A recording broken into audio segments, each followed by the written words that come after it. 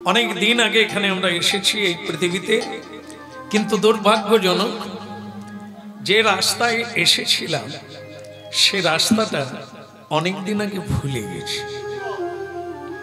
এখন শ্রীমদ্ ভাগবতের কথা অনুসারে আমরা সংসার জঙ্গলে ঘুরে বেড়াচ্ছি, পথ পাচ্ছি না। যাবৎ জনমং তাবৎ মরণং তাবৎ জননী জঠরে শয়নম ইতি।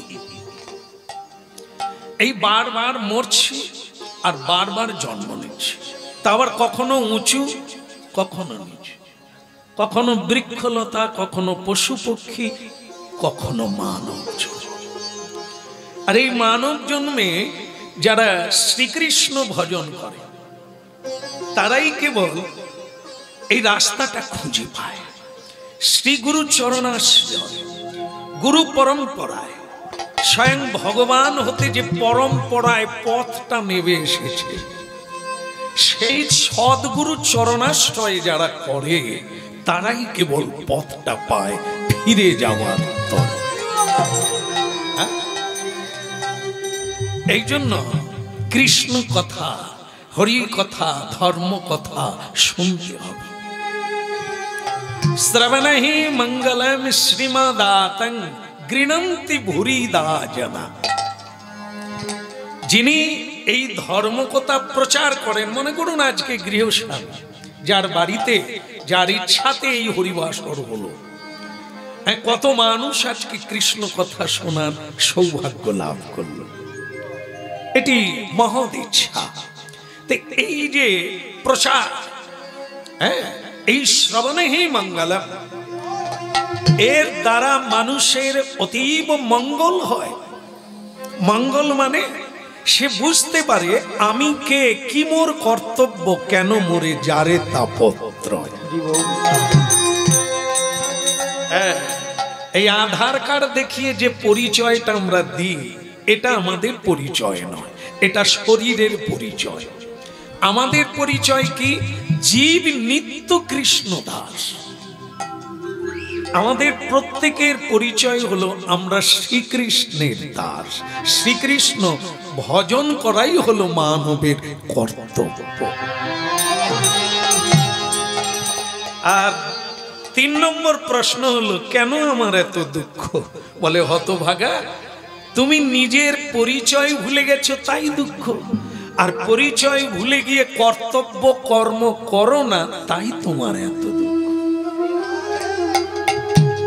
১০ ৫ মিলি নিজ দ্বারেতে বসিয়া কীর্তন করহ সবে হাতে তালি দিয়া। এটি মহাপ্রভুর বাণী, চৈতন্য ভাগবত। অতএব কলিযুগে নাম যজ্ঞ সার, অন্য কোন ধর্ম করলে নাহি হবে। শোনো মিশ্র, ঘরে গিয়া করো তপ যজ্ঞ, যেই জন কৃষ্ণ ভজে তার মহাভাগ্য। এখন কি একটু হরিনাম করা যাবে সবাই মিলে? সবাই সবাই, আর যারা দাঁড়িয়ে আছেন সবাই, খুব ভালো লাগলো। হরে কৃষ্ণ হরে কৃষ্ণ রাম হরে হরে। বলে গৌরাঙ্গ মহাপ্রভুকে। আচ্ছা, প্রশ্ন হলো, যারা নিত্য হরিনাম করেন তাদের, আপনি সামনে দাঁড়িয়ে গেলেন কেন? বসুন, আর নাহলে সরে যান, আরো সরে যান, আরো আরো এদিক দিয়ে দাঁড়ান। তো যারা নিত্য ভজন করে, ভগবানের মহাপ্রসাদ পান, তাদের কথা আলাদা। কিন্তু আমাদের মতো যারা মায়ামুগ্ধ জীব, তারা প্রশ্ন করে হরিনামটা কখন করতে হবে? বলে সকালে। বলে সকালে হবে না, ঘুম থেকে উঠেই কাজে যেতে হয়। আচ্ছা ঠিক আছে, তাহলে দুপুর বেলা করো। বলে দুপুর বেলা খাওয়ার সময়, ওই সময় হবে না। বলে তাহলে খাওয়ার পরে করো। বলে খাওয়ার পরে একটু ঘুমোতে হয়, তখন হবে না। তাহলে সন্ধেবেলা করো। বলে সন্ধেবেলাও হবে না, কাজ ছাড়ার পরে একটু মোড়ের মাথায় চা খেতে যেতে ইচ্ছে হয়। তাহলে একটা কাজ করো, হরিনাম করার কোনো সময় নাই, তোমার যখন ইচ্ছে হবে তখন করো। তাই নিয়মিত স্মরণেন কাল, মহাপ্রভুর বাণী চৈতন্যাষ্টকম। নাম নামকারী বহুধা। হ্যাঁ, মন দিয়ে শুনুন, টোটাল কথাটা এই মালা যেমন দেখতে সুন্দর, কথাটাকে যদি আমরা বুঝে নিতে পারি এই মালার মতো হয়ে যাবে। তা সেটা হলো কি না, মহাপ্রভু বলছেন নাম নামকারী বহুধা, নিজ সর্বশক্তিস্ততার পিতা, নিয়মিত স্মরণেন কাল। নাম অনেক, যাদব, মাধব, গোবিন্দ, মুকুন্দ, অনেক নাম, তোমার যেটা ভালো লাগে সেটাই করবে, নিয়মিত স্মরণেন কাল।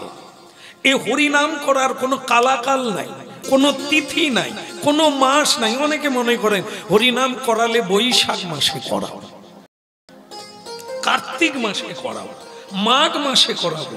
হতভাগা রে, যদি বৈশাখ পর্যন্ত বাঁচিস তবে তো, তার আগেই যদি মানে গণ্ডির বাইরে আউট হয়ে যায় তো আর তো হবে না। এই জন্য মহাপ্রভু বলেছেন নিয়মিত স্মরণেন কাল। এর কোনো কালাকাল নাই যে আজ হবে না, এই অমুক দিন করতে হবে, এই তিথিতে করতে হবে, এই মাসে করতে হবে না। বলে তার প্রমাণ কোথায়?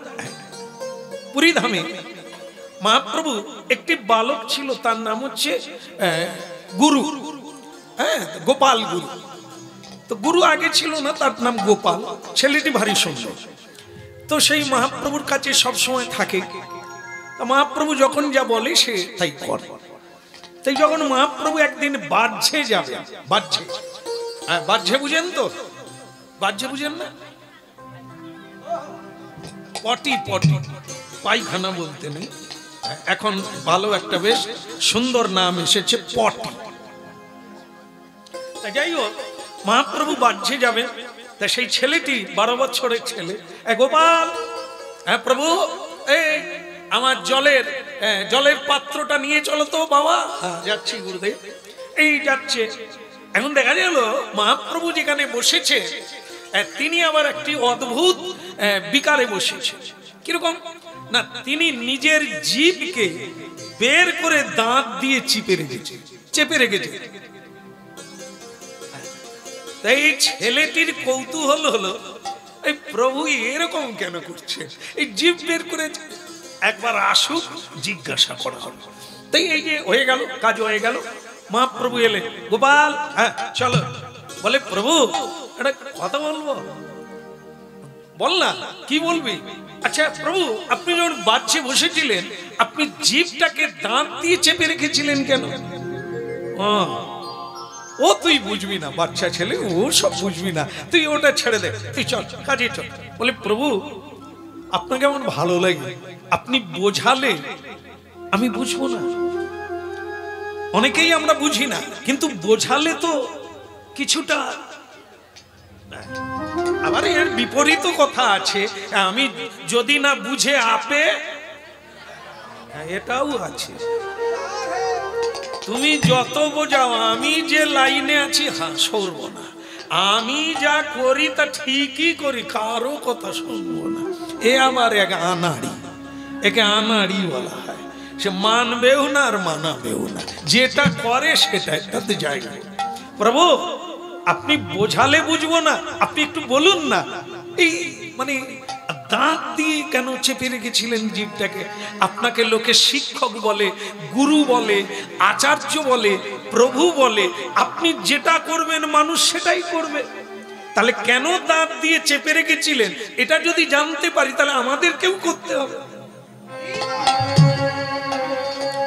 মহাপ্রভু বলেন ছেলেটি বাচ্চা হলে কি হবে, জ্ঞানটা পাক্কা, এ ধরবে তো ছাড়বে না। তাই শোনো, আসলে ব্যাপারটা কি জানো, আমি বাচ্চা গিয়েছি তো, ওটা হচ্ছে অপবিত্র জায়গা, হ্যাঁ এটা হচ্ছে অপবিত্র কর্ম, সেটা নিষ্কাশন, তারপরে জল শৌচ হবে, মার্জন হবে, ধৌত হবে, প্রক্ষালন হবে, আচমন হবে, তখন গিয়ে পবিত্র। তাই এই আমার জিহ্বা মানে এতই অভ্যাস হয়ে গেছে, কৃষ্ণ নাম বন্ধ হয় না। মানে যে কোনো অবস্থায় জিহ্বা হরে কৃষ্ণ কৃষ্ণ কৃষ্ণ হরে হরে, হরে রাম রাম রাম হরে। যেমন আমরা বললে বলা হয় মহাপ্রভুর আপনাতে হচ্ছে। শুধু মহাপ্রভুর নয়, অনেক সাধক আছে, অনেক সাধিকা আছে যারা জপ অভ্যাস করে, হাতে মালা না থাকলেও তাদের জপ চলে। হাতে মালা নাই তবুও জপ চলে, অভ্যাস হয়ে গেল। এই জন্যই মানুষ শিশুকাল থেকে হরিনাম জপ ধ্যান কীর্তন শ্রবণ অভ্যাস করে। প্রণাম তদ বৃদ্ধি প্রণিপাতেন, এই প্রণাম একটি উৎকৃষ্ট অভ্যাস, মানব জীবনে সুঅভ্যাস। প্রণাম শ্রদ্ধালু ব্যক্তিকে দেখলেই হাঁটু গেড়ে পঞ্চাঙ্গ প্রণাম আর শুয়ে পড়ে সাষ্টাঙ্গ প্রণাম, এই দুটি ভারতীয় আধ্যাত্ম জগতে প্রণাম পদ্ধতি আছে। যার যেটা সময় অনুসারে তিনি করতে পারেন। এই যে প্রণাম, এর প্রথম লাভটা কি? এর প্রথম লাভ হচ্ছে আপনি প্রথমত আমি চটপট রেগে যান, মানে ক্রোধ দমন করতে পারেন না, তো আপনি প্রণাম অভ্যাস করুন, আপনার ক্রোধ কমে গেছে। অনেক কিছু থাকবে, যদি আপনার ভিতরে ক্রোধের জন্ম হয় সংসার পুড়ে ছাই হয়ে যাবে। আপনারা প্রমাণ জানেন, রেগে গেলে কি হয় সংসারে। এই ক্রোধ এমন একটি জিনিস, তা আমাদেরই কাছে আছে, একে আবার একটু সংযত করতে হয়। একে সংযম করার কি না, তদ বৃদ্ধি প্রণিপাত, প্রণাম করা অভ্যাস করুন। এই প্রণাম করলে মাথা নিচু হবে, মাথা নিচু হলে বিনয়ী হবে, বিনয় হলে ক্রোধ কমে যায়। যেমন এই জায়গায় অনেকেই প্রণাম করে বসছেন, আবার অনেকে এমনি বসে পড়ছে। কারণ জানেন না, তারা কথাটা আগে শোনেন না, তাই এটা করছে। কিন্তু এখানে আসাটা কি? শোনা, জানা, বোঝা।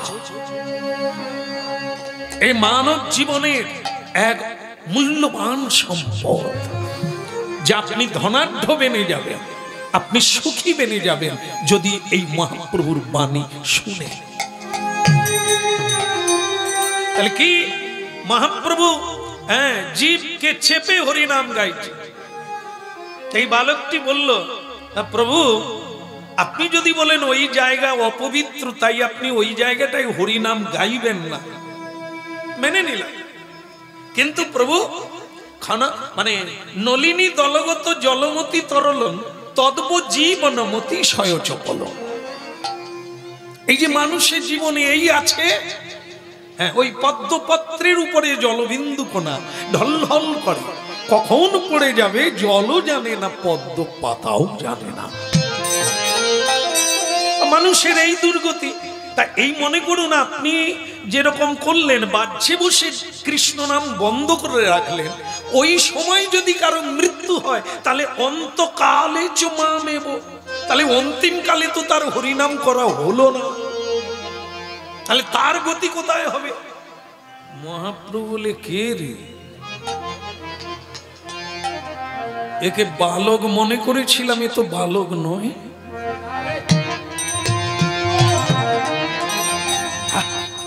দেখুন, শিক্ষা দেখুন।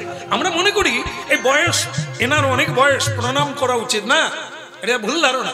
বয়স্ক লোককে প্রণাম নয়, প্রজ্ঞা জ্ঞানী যদি সে আমার চেয়ে ছোটও হয়, তাকে প্রণাম করা যায়। আমরা বয়সের ভার শরীরটাকে প্রণাম করি না, মানুষ প্রণাম করে ঈশ্বর জ্ঞান, তার ভেতরে ঈশ্বর অবস্থিত, এই জন্য প্রণাম করা হয়। ওই যে আমরা হ্রদ দেখতে গেলে প্রণাম করি, হ্রদ ভাবে আমাকে, মাটি ভাবে আমাকে, বিগ্রহ ভাবে আমাকে, তাহলে প্রকৃত প্রণাম আমরা কাকে করি? কাকে করি? আমরা রথে জগন্নাথ দেবকে প্রণাম করি, মাটিতে মাথা ঠুকে প্রণাম করছি, পৃথিবী দেবী বলছে এরা আমাকে প্রণাম। যে রথে গোবিন্দ উপবিষ্ট সে রথ মনে করছে লোকে মাথা ঠেকিয়ে, রথে মাথা টেকায় না, হ্যাঁ, অনেকে ছুঁয়ে প্রণাম করে নেয়, রথ মনে করে আমাকে প্রণাম করছে। তা আমাদের রথ কোনটা? আমাদের রথ হচ্ছে দেহটা। দেহের ভিতরে যে জগন্নাথ আছে, লোকে প্রণাম করে সেই জগন্নাথকে, দেহকে। এই জন্য মহাপ্রভু প্রণাম করলেন তাকে, শিশুটিকে, এই বালকটিকে প্রণাম করলেন, আর তাকে একটা নাম দিলেন, আজ থেকে তুমিও আমার একজন গুরু। কি তার নাম ছিল? গোপাল। হয়ে গেল গুরু গোপাল। যাবে পুরী ধাম গিয়ে গম্ভীরা খুঁজবেন, যে জায়গায় মহাপ্রভু 12 বৎসর অন্তলীলা করেছিলেন, সেই জায়গায় নাম লেখা আছে গোপাল গুরু আশ্রম। তাই গোপাল গুরু, মহাপ্রভু তাকে গুরু বললেন কেন? তার কাছ থেকে একটা শিক্ষা লাভ হলো, হরিনাম করার জন্য এই অপবিত্র জায়গায় হরিনাম বন্ধ থাকবে না। যে কোনো জায়গায়, হ্যাঁ, যথা তথা, হ্যাঁ, জইছে তইছে যাহা তাহা, যেরকম ভাবে পারো, যেখানে খুশি পারো, প্রেম সে নিতাই। তাহলে এই হলো হরিনাম মাহাত্ম্য।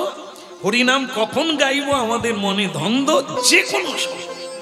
সর্বক্ষণ বলাইতে বিধি নাহিয়া।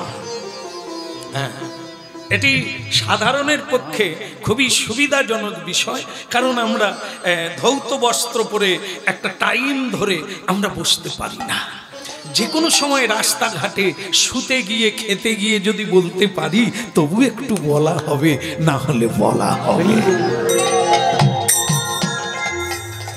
এই জন্য মহাপ্রভু বলছেন তোমাদের জন্য কোনো নিয়ম থাকলো না। বলো নিয়মিত স্মরণেন কাল এতাদৃশ ভগবান মমাপি দুর্দৈব মিদৃশ মিহাজনী নানুরাগ।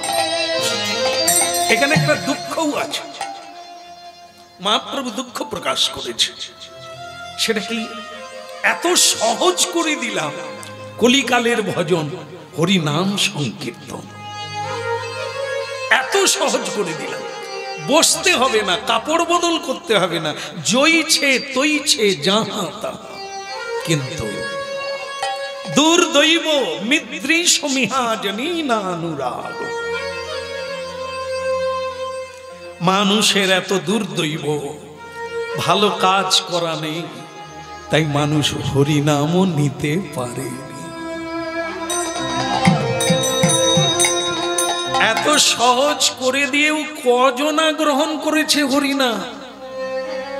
কোটি কোটি মানুষের মধ্যে কজনা কৃষ্ণ নাম করছে, কজনা ধর্ম পথে যাচ্ছে, সবাই তো অধর্মের দিকে ছুটছে। এটি মহাপ্রভু দুঃখ প্রকাশ করলে, দুর্দৈব মিহাজনী নানুরাগ।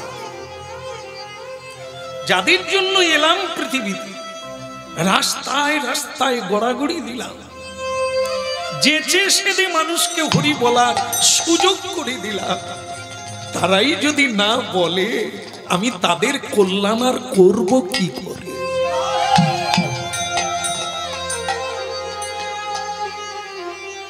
আচ্ছা, যদি আমরা মহাপ্রভুকে প্রণাম করি, তাহলে কার কল্যাণ হবে? মহাপ্রভুর না যে প্রণাম করে তার? মহাপ্রভুর কল্যাণ হবে। একদম একদম এই ঠিক। যে প্রণাম করবে তারই জয় জয়কার। মহাপ্রভুকে প্রণাম করেন না করেন, ওনার কোনো লাভ না হবে না ক্ষতি হবে। দুর্দৈব, আপনারই দুর্ভাগ্যজনক, এবারে মানুষ জন্ম হয়েছেন, পরজন্মে পশু জন্ম হবে। আর হরিবোল বলার কোনো সুযোগ থাকবে না। এই জন্য যে হরিবোল বলবে, যে সদাচার পালন করবে, যার মধ্যে নিষ্ঠা ভক্তি আনার জন্য কর্ম করবে, তারই লাভ হবে। জীবনটা দেবত্বে পরিণত হয়ে যাবে, ভগবত তত্ত্বে পরিণত হয়ে যাবে। আর যদি না করে তাহলে পশুত্বে পরিণত হবে, মনুষ্যত্ব হারিয়ে যাবে, এই সত্তাটা হারিয়ে যাবে, এই বৃত্তিটা হারিয়ে যাবে। মানুষ জন্ম হয়েও দেখেন না জানোয়ারের আচরণ করছে, পশুর আচরণ করছে, তার মানে কি ও পশুর দিকে যাচ্ছে, পরবর্তীকালে পশুর কুলে গিয়ে জন্ম নেবে।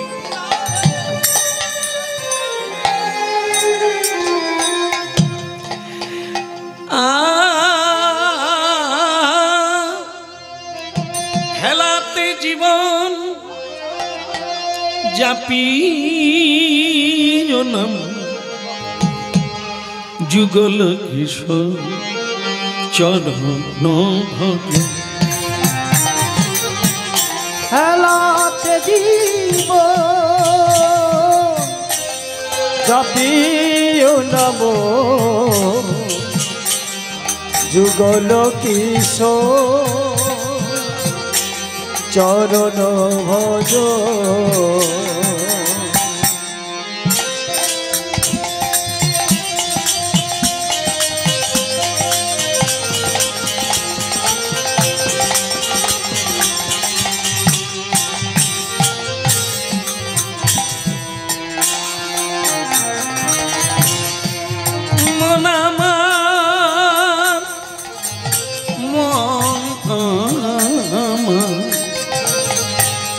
রে মূঢ় মনামা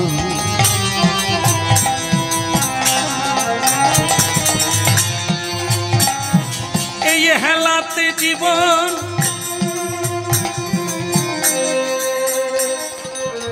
ए बंशाराम ए मूढ़मान ऐसा जिंदगी नहीं है खाना पढ़ना और जपना मजा करना, ये जिंदगी नहीं है। ये जिंदगी बहुत अच्छी तरह है जो तुम मालूम नहीं पड़ता है। हाँ, आजा बेटा सुन ले, हैं ये गीति सुन ले। हेलाते जीवन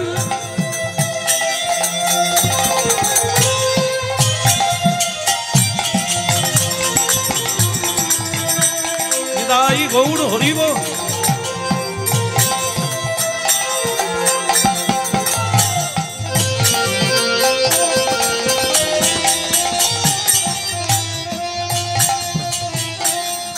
আচ্ছা একটু আগে ওই কি হচ্ছিল যে উপরে গিয়ে ফুটছিল, আমি আতশবাজি না বা দারুণ। এ থেকে কি শিক্ষা লাভ করা গেল? এখানে একটা ফুট করে ফুটলো, উপরে গিয়ে একটু বেশি শব্দ হলো, তারপরে আলো ছড়িয়ে পড়লো, তারপরে কি হলো? পড়ে কেন যাবে? উপরে উঠলো, পড়লো কেন?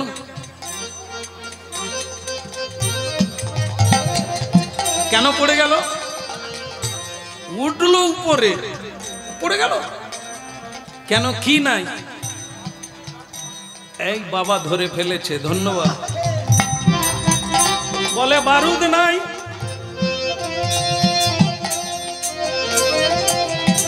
বলো হরি।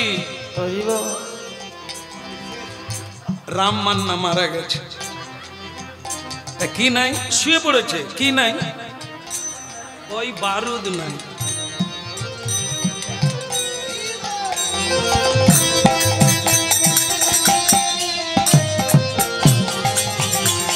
হেলাতে জীবন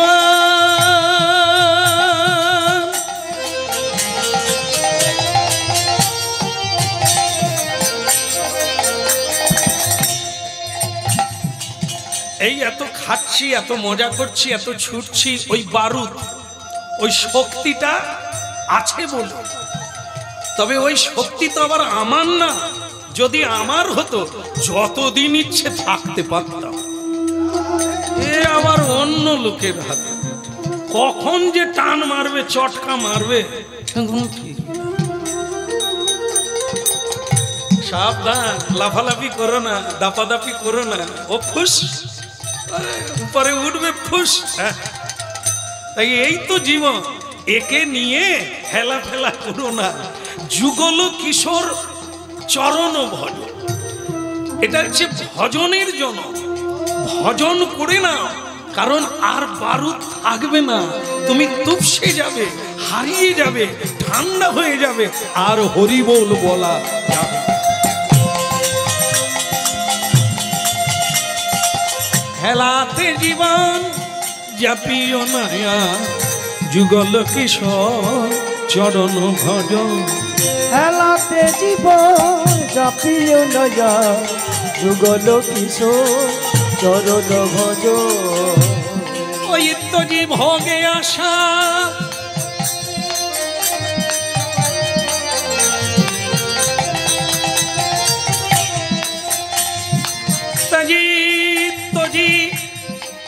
একটা জিনিস বলেছেন, আপনারা মিলিয়ে দেখবেন, দুটো জিনিস আছে, ভোগ আর ত্যাগ। কোনটাতে সুখ বলার লাগবে না, করে দেখবেন। ভোগে রোগ, যত ভোগী হবেন তত রোগী হয়ে যাবে, আর যত ত্যাগী হবেন তত যোগী হবেন, ঈশ্বরের দিকে। এখন নিত্যজি ভোগে আসা, হরি নামে মকরন্দে, রে পিপাসু মন আমার মধু পেয়ে মজন। তো জীব আশা হরি নাম মকরন্দে, ওরে রে পিপাসু মন মধু পেয়ে মজন। ওই হেলাতে জীবন জাপিও নায়া, মূর্খ। মূর্খরাই বলে আজকে না কালকে, এখন না পরে, মূর্খরা বলে। আর পণ্ডিত বলে আজকে নয় এখনই বলো, কারণ জীবন এই আছে এই নাই। তাই ভোগে আসা, অনেক তো খেলে, এইবার ত্যাগ করো। অনেক তো পেলে, কি তোমার সঙ্গে যাবে? কিছুই যাবে না। যখন আজকেই ত্যাগ করো, দুই হাত ছেড়ে দিয়ে হা নিতাই বলো, গৌর বলো।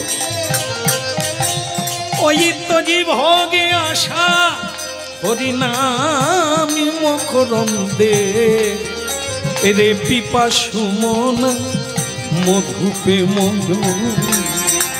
ওই তো জীব আশা হরি নাম মকরন্দে, ওরে পিপাসু মধুতে ভজন। আমন আমার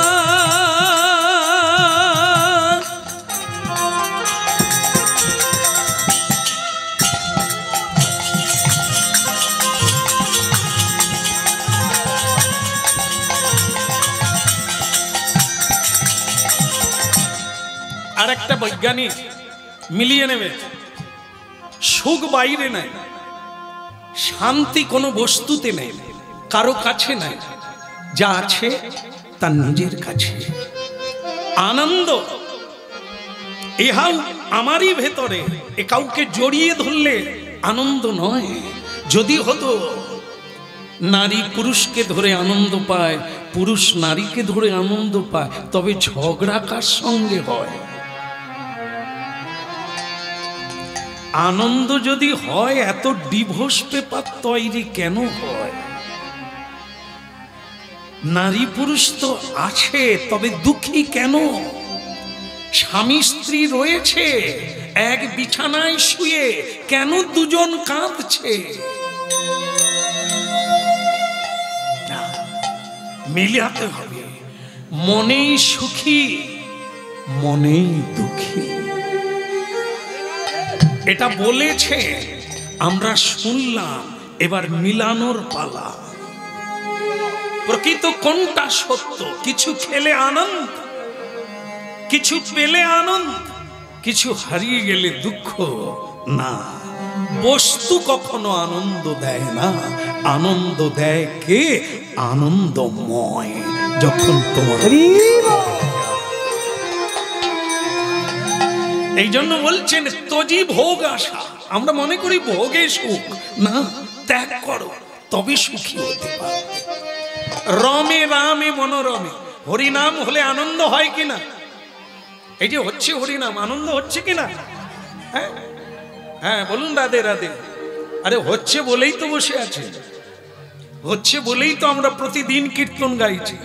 হাজার হাজার মানুষ দূর দূরান্ত থেকে গাড়ি করে আসে, যানবাহনে চড়ে আসে হরিনাম শোনার জন্য। খাওয়ার ব্যবস্থা নেই, শুধু হরিনাম শুনবে, কোনো সেবার ব্যবস্থা নেই।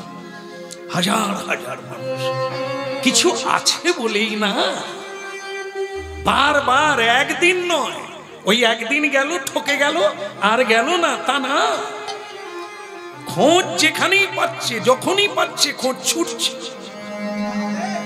কি আছে এই হরিনাম? হ্যাঁ, এটা দেখতে হবে, খেয়ে দেখতে হবে, চেটে দেখতে হবে, একবার করে দেখতে হবে, নিয়ে দেখতে হবে এর মধ্যে কি আছে প্রমাণ। হ্যাঁ, এই জন্য ভক্তমণ্ডলী মায়েরা, এই হরিনাম আগেও ছিল, আজও আছে, আর আমরা চলে যাব, হরিনাম চলে যাবে না। হরিনাম মহাপ্রভু এনেছেন কলিকালের জীবের কল্যাণের কথা ভেবে। আজকে আমরা একজন ভক্তের কথা শুনি, যার নাম হচ্ছে অনন্ত দাস, ভক্ত অনন্ত দাস। সবাই আমরা ভক্ত ছিলাম, অসৎসঙ্গের প্রভাবে আজ আমাদের জীবন নাশ হতে যাচ্ছে। এখন আবার সোনার পালা, যদি পুরনো রাস্তায় ফিরে যেতে পারি। হ্যাঁ, ভাগবত যারা শোনেন, ভাগবত যারা পড়েন, আপনারা জানেন বোধহয় যে অজামিল কি ছিল? ব্রাহ্মণ। ব্রাহ্মণ কুল হচ্ছে সবচাইতে উঁচু, যেখানে জন্মমাত্রই একটা শিশু কৃষ্ণ ভজনের, কৃষ্ণ সেবার অধিকার পায়। সেই কুলে জন্ম নিয়ে ছেলেটি পুজো পাঠ করত, বাবা মাকে প্রণাম করতেন, ধর্ম মেনে চলতেন, কিন্তু এক চণ্ডালিনীর সঙ্গ প্রভাবে তার ব্রহ্মণত্ব হারিয়ে গেল, সে চণ্ডাল হয়ে গেল। কথাগুলো শুধু টেনে টেনে প্রমাণ দিয়ে বোঝানোর চেষ্টা করব, আপনারা মিলিয়ে নেবেন। সৎসঙ্গে নরকে বাস, আপনারা তো জানেন, সৎসঙ্গে নরকে বাস, সৎসঙ্গে স্বর্গে বাস। হ্যাঁ, এই কথাটা শোনার পর